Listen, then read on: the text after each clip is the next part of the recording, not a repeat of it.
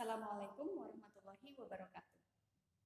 Ya, pada siang hari ini kita akan belajar biologi kembali mengenai struktur sel. Ya, siapkan diri kalian, seragamnya digunakan, seragam sekolahnya, kemudian jangan lupa berdoa. Materi hari ini mengenai struktur sel dan bagian-bagian serta fungsi. Sel pertama kali ditemukan oleh seorang ilmuwan, Robert Hooke, mengamati sel gabus dari dinding sel tumbuhan yang sudah mati dengan menggunakan mikroskop sederhana. Ya, kemudian berdasarkan hasil penemuan-penemuan para ilmuwan, dapat disimpulkan bahwa semua makhluk hidup terdiri atas sel-sel. Kemudian sel merupakan unit struktural terkecil, kemudian sel merupakan unit fungsional. Kemudian semua sel berasal dari sel sebelumnya dan sel merupakan unit hereditas yang dapat mewariskan sifat. Ukuran sel yaitu berdiameter antara 1 sampai 100 mikrometer dengan volume berkisar antara 1 sampai 1000 mikrometer.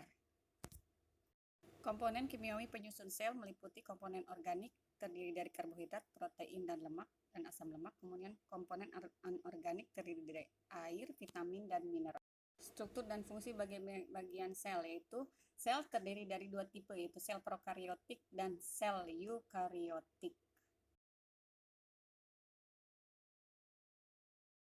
Struktur sel terutama tersusun dari membran sel, sitoplasma, dan nukleus.